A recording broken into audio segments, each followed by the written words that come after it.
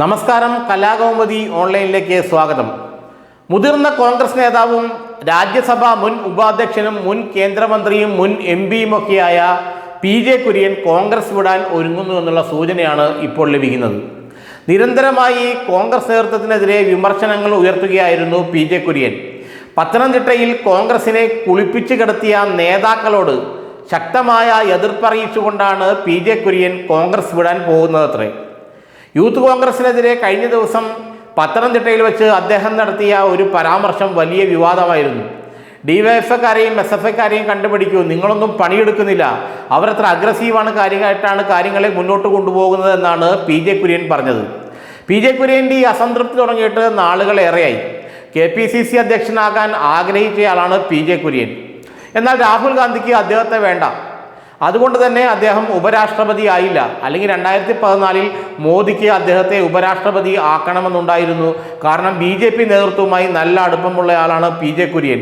ഇത് മനസ്സിലാക്കിയ രാഹുൽ ഗാന്ധി പുള്ളിയെ പതിയെ കേരളത്തിലേക്ക് തിരിച്ചു തട്ടി. അന്ന് AK ആന്റണിയും ഉമ്മൻചാണ്ടിയും പാരവച്ചത് കൊണ്ടുകൂടിയാണ് താൻ ഉപരാഷ്ട്രപതി ആകാതിരുന്നതെന്നും PJ കുര്യൻ പറയുന്നുണ്ട്. ഏതായാലും PJ കുര്യന് കോൺഗ്രസിൽ കഴിഞ്ഞ ഒരു 10 വർഷമായിട്ട് ആകെ തലവേദനയും മനംപിരട്ടലുമാണ്. ഇനി ഈ പാർട്ടിയിൽ നിന്നിട്ട് യാതൊരു കാര്യമില്ലെന്നാണ് അദ്ദേഹം പറയുന്നത്. കാരണം ആയ കാലത്ത് പാർട്ടിയിൽ നിന്ന് എല്ലാം നേടി. നിരവധി തവണ 5-6 തവണ MP ആയി, കേന്ദ്രമന്ത്രി 2 തവണയായി, പിന്നെ രാജ്യസഭ ഉപാധ്യക്ഷനും കേന്ദ്രമന്ത്രി പദവിയിലുള്ള ആളാണ്. അങ്ങനെ ഡൽഹി രാഷ്ട്രീയത്തിൽ നിറഞ്ഞു നിൽക്കുകയായിരുന്നു PJ കുര്യൻ 2014 വരെ, 2015 വരെ. പിന്നെ മോഡി അധികാരത്തിൽ വന്ന ശേഷം BJPയോടൊന്നൊരു അടുപ്പമുണ്ടാക്കി കുറച്ച് കാര്യങ്ങൾ നേടിയെടുക്കാൻ ശ്രമിച്ചെങ്കിലും അത് നടന്നില്ല. ഏതായാലും ഇനി കോൺഗ്രസിൽ നിന്നിട്ട് യാതൊരു കാര്യമില്ലെന്ന് PJ കുര്യന് മനസ്സിലായി.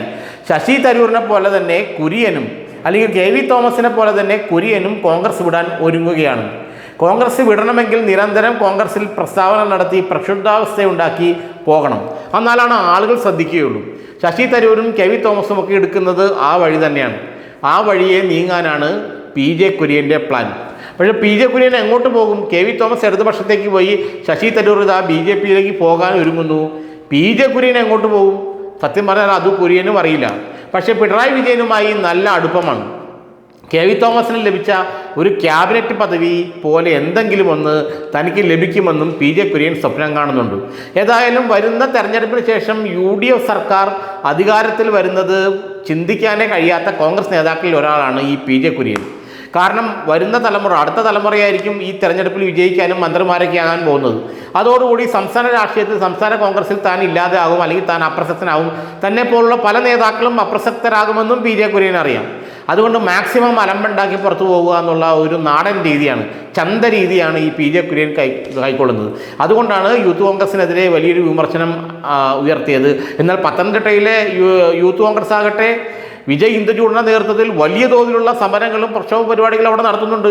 ഏറ്റവും നന്നായിട്ട് പ്രവർത്തിക്കുന്ന യൂത്ത് കോൺഗ്രസ് കമ്മിറ്റികളിൽ ഒന്നാണ് വിജയ് ഇന്ദുചൂഡിൻ്റെ നേതൃത്വത്തിലുള്ള പത്തനംതിട്ട ജില്ലാ കമ്മിറ്റി. പക്ഷേ ആ പത്തനംതിട്ട ജില്ലാ കമ്മിറ്റിയെ അവഹേളിക്കുന്ന തരത്തിലാണ് ഈ PJ കുര്യൻ ഈ ഇത്തരത്തിലുള്ള ഒരു സംസാരം നടത്തിയത്, ഒരു പരാമർശം നടത്തിയത്, ഒരു വിമർശനം നടത്തിയതെന്നാണ് പലരും പറയുന്നത്. ഏതായാലും PJ കുര്യൻ കോൺഗ്രസിനും പുറത്തേക്ക് പോവുകയാണ്. കോൺഗ്രസിലേക്ക് പുറത്തേക്ക് പോയി കഴിഞ്ഞാൽ പിണറായിയുമായുള്ള ബന്ധം വച്ച് CPMൽ എന്തെങ്കിലും തടയുമോ എന്നുള്ള ചോദ്യമൊന്നും ഇപ്പോൾ ഉയരുന്നില്ല. അല്ലെങ്കിൽ അദ്ദേഹം BJPയിലേക്ക് പോകുമോ, അതും ഉയരുന്നില്ല. ഏതായാലും ഒരു കാര്യം ഉറപ്പാണ്, PJ കുര്യന് ഇനി സ്വസ്ഥതയോടെയും സമാധാനത്തോടെയും കോൺഗ്രസിൽ നിൽക്കാൻ കഴിയില്ല. കാരണം അദ്ദേഹത്തേക്കാൾ മിടുക്കരായ ആൾക്കാർ ഉയർന്നു വരിക്കുന്നു. അദ്ദേഹത്തെ പോലെ പ്രത്യേകിച്ച് പണിയൊന്നും എടുക്കാതെ നേതാവായ ആൾക്കാർക്ക് ഇനി കോൺഗ്രസ് വലിയ സ്ഥാനമില്ലെന്ന് മനസ്സിലാക്കി കഴിഞ്ഞു. അതുകൊണ്ട് PJ കുര്യനും കോൺഗ്രസ് വിടാൻ ഒരുങ്ങുകയാണ്.